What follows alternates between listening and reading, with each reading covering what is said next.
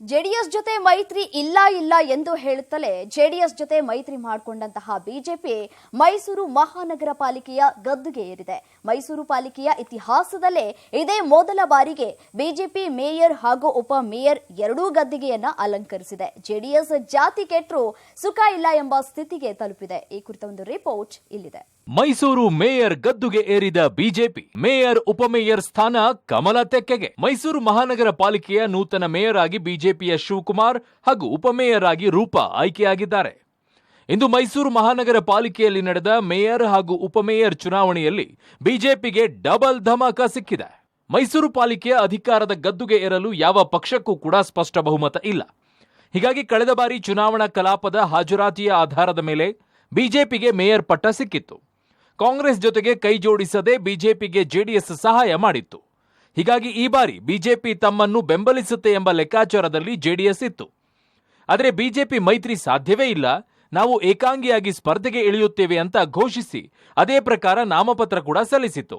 JDS BJP ಮೈತ್ರಿ ಆಗದ ಕಾರಣ ಕಾಂಗ್ರೆಸ್ ಒಂದೆರಡು ಜೆಡಿಎಸ್ ಸದಸ್ಯರ ಸೆಳೆಯುವ ಮೂಲಕ ಅಧಿಕಾರದ ಗದ್ದುಗೆ ಹಿಡಿಯುವ ಪ್ಲಾನ್ ಮಾಡಿತ್ತು. ಬಿಜೆಪಿಗೆ ಬೆಂಬಲ ಕೊಟ್ಟ ಜೆಡಿಎಸ್ಗೆ ಶಾಕ್. ಕಾಂಗ್ರೆಸ್ ಪಕ್ಷಕ್ಕೂ ದೊಡ್ಡ ಆಘಾತ.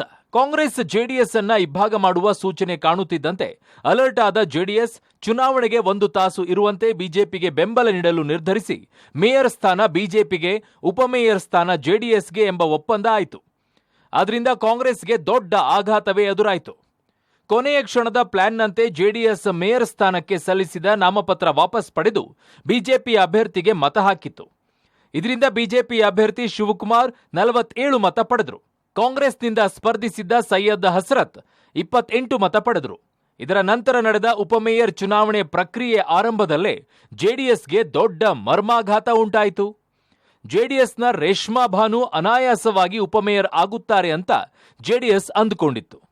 ಆದರೆ ಬಿಸಿಎ ಮೀಸಲಾತಿ ಸ್ಥಾನಕ್ಕೆ ಸ್ಪರ್ಧಿಸಿದ್ದ ರೇಷ್ಮಾ ಭಾನು ಬಿಸಿಎ ಜಾತಿ ಪ್ರಮಾಣಪತ್ರ ಸಲ್ಲಿಸದ ಕಾರಣ ಚುನಾವಣಾಧಿಕಾರಿಗಳು ರೇಷ್ಮಾ ಭಾನು ನಾಮಪತ್ರ ತಿರಸ್ಕರಿಸಿದರು.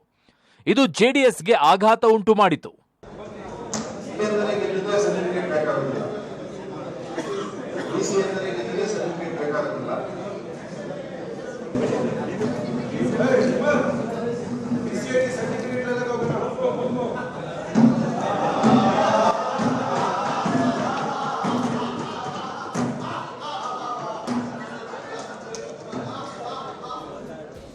ಬಿಜೆಪಿ ಜೊತೆ ಸೇರಿದ್ರೂ ಜೆಡಿಎಸ್ಗೆ ಉಪಮೇಯರ್ ಸ್ಥಾನ ಕೈತಪ್ಪಿದ ಕಾರಣ ಕಾಂಗ್ರೆಸ್ ಕಲಾಪದ ಒಳಗೆಯೇ ಸಂಭ್ರಮಿಸಿತು.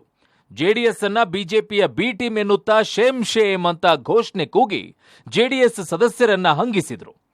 ಕಾಂಗ್ರೆಸ್ ಸದಸ್ಯರ ವ್ಯಂಗ್ಯಕ್ಕೆ ಉತ್ತರ ಕೊಡಲಾಗದೆ ಜೆಡಿಎಸ್ ಸದಸ್ಯರು ಪೇಚು ಮೋರೆ ಹಾಕಿಕೊಂಡ್ರು. ಯಾವಾಗ ಜೆಡಿಎಸ್ ಉಪಮೇಯರ್ ಅಭ್ಯರ್ಥಿ ನಾಮಪತ್ರ ತಿರಸ್ಕೃತವಾಯಿತೋ ಆಗಲೇ ಬಿಜೆಪಿಗೆ ಎರಡನೆಯ ಲಡ್ಡು ಬಾಯಿಗೆ ಬಿದ್ದಂತಾಯಿತು.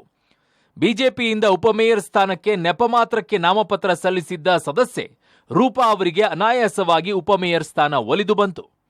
ಕಾಂಗ್ರೆಸ್ ಜೆಡಿಎಸ್ ಇವರಿಬ್ಬರ ನಡುವೆ ಬಿಜೆಪಿಗೆ ಬಯಸದೇ ಬಂದ ಭಾಗ್ಯದ ರೀತಿಯಲ್ಲೇ 2 ಸ್ಥಾನಗಳು ಸಿಕ್ಕಿವೆ. KP Nagaraj, public TV, Mysuru.